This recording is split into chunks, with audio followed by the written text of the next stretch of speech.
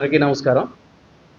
నేటి ఈ పత్రికా సమావేశానికి హాజరైనటువంటి పత్రికా మిత్రులకి అందరికీ కూడాను మనస్ఫూర్తిగా ధన్యవాదాలు తెలుపుకుంటూ, ఈ అత్యవసరమైనటువంటి పత్రికా సమావేశం ఏర్పాటు చేయడానికి గల కారణం ప్రజానీకానికి అందరికీ, పలాస ప్రజానీకానికి అందరికీ కూడాను తెలిసినటువంటి విషయమే.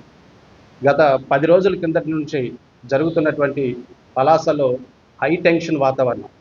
సుమారు ఒక 600 మంది పోలీసులతో అరెస్ట్ చేయించి డాక్టర్ అప్పలరాజు గారిని అరెస్ట్ చేయించి తీసుకువెళ్ళి జైల్లో పెట్టినటువంటి సందర్భం. ఇటువంటి సందర్భంలో అతను చేసినటువంటి అభివృద్ధి కార్యక్రమాల గురించి ఒకసారి మన అందరము చర్చించుకోవడం అనేది గతంలో కూడా ఆయన చేశారు. అందరూ చర్చించుకోవడం జరుగుతుంది కూడా ప్రజల్లో. స్థానిక సంస్థలు దగ్గర పడుతున్నాయి కాబట్టి రాజకీయ కక్ష అనేది ఒక పక్క పెడితే రాజకీయ కుట్ర కూడా ఇందులో దాగుందనేటువంటి దానికి ప్రధానమైనటువంటి సందర్భం మనం ఈరోజు మాట్లాడుకోవాల్సినటువంటి పరిస్థితి. రాజకీయ కుట్ర ఎందుకు వచ్చిందంటే స్థానిక సంస్థలు దగ్గరగా ఉన్నాయి కాబట్టి ఒక ప్రజాగలము కూటమి ప్రభుత్వంతో ఉన్నటువంటి వ్యతిరేకతని మనం జనాల్లోకి తీసుకొచ్చినటువంటి బలమైనటువంటి నాయకుడు డాక్టర్ అప్పలరాజు గారు.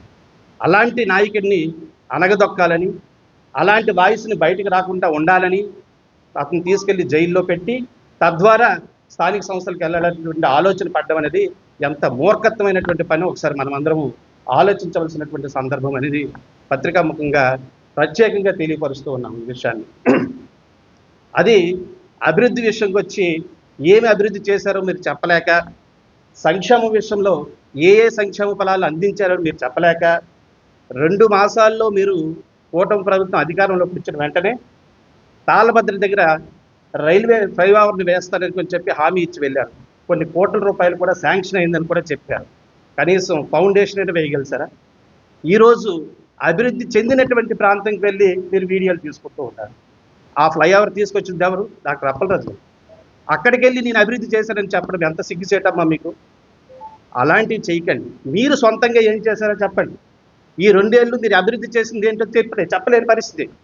ఎవరికి కనీసం సంక్షేమ పథకం, ఎవరికి ఒక కొత్త పెన్షను, ఎవరికి ఏ రకమైనటువంటి సాయం మీరు చేశారో చెప్పలేక స్థానిక సంస్థలు దగ్గర పడుతున్నాయి కనుక మేము ఈరోజు వెళ్ళి ప్రజల్లో చెప్పుకున్నటువంటి సందర్భం లేదు.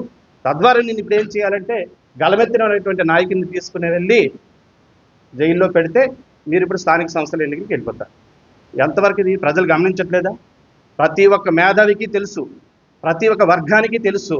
ఈరోజు ఉపాధ్యాయుడు, ఈరోజు ఉద్యోగస్తుడు, ఈరోజు నిరుద్యోగస్తుడు, ఈరోజు రైతు, ఈరోజు పేదరికంలో ఉన్నటువంటి ప్రతి ఒక్క వ్యక్తి ఎంత నష్టపోతున్నాడో ఈ ప్రభుత్వం వల్ల అందరికీ తెలిసినటువంటి విషయమే. ఇలాంటి పరిస్థితిని గలమెత్తినటువంటి నాయకుడు డాక్టర్ అప్పలరాజు గారు. అలాంటి వ్యక్తిని అణగదొక్కాలనేటువంటి ఒక్క ఏకైక లక్ష్యంతో మీరు చేసినటువంటి పని, ఇతను జైల్లో పెట్టి మీరు తీసుకుని వెళ్ళి స్థానిక సంస్థలు నిర్వహిస్తే ఎట్టి పరిస్థితుల్లో అది జరిగే పరిస్థితి కాదు అనేది మరొకసారి మనవి చేసుకుంటూ, అదేవిధంగా తిత్లీ తుఫాన్ టైంలో సుమారు ఇదే యాదవ కులానికి సంబంధించిన 10 మంది చనిపోయారు. 10 మంది. అప్పుడు గౌరవనీయులు పెద్దలు శివాజీ గారు అధికారంలో ఉన్నారు. అలాంటి టైంలో కనీసం వాళ్ళ కుటుంబం ఒక్క దగ్గరికి వెళ్ళి మీరు పరామర్శించారా? కనీసం ₹1 ఎక్స్గ్రేజే ప్రకటించారా? ఏమీ ప్రకటించకుండా ఈరోజు అడావిడిగా వచ్చి ఎంత పెద్ద ఎత్తున దానయ్య కుటుంబానికి పరామర్శించాము, 10 లక్షల రూపాయలు అక్షరజే కట్టించాము. అదేవిధంగా మంత్రులు తాకిడి పెంచి పలాస మీద 5 లక్షల రూపాయలు, 10 లక్షల రూపాయలు రకరకాలైనటువంటి ప్రకటనలు మీరు చేసుకోవడం కేవలం అప్పలరాజు గారిని జడిపే కదా. ఆయన జడిసే మీరు చేసినటువంటి పనిని మరొకసారి ఇలాంటి చర్య కాదు. ఏ చట్టాలు ఉన్నాయో, ఏ కేసులు పెట్టారో, ఏ సెక్షన్స్ వర్తించాయో అంతకన్నా ముందు డాక్టర్ అప్పలరాజు గారి తరపున లాయర్ గారు ఆయన అన్ని విషయాలు కూడా ప్రజల ముందు పెట్టారు. గతంలో మీడియా సమావేశము, మీడియా ఇంటర్వ్యూ ద్వారా మనకి ఇదివరకు బాలకృష్ణ గారు అన్ని విషయాలు కూడాను మీడియాకి తెలియపరచడం జరిగింది. కానీ ఇది అణగదొక్కే ప్రయత్నం ద్వారా ఇంకా బలపడుతుంది ఈ పార్టీ.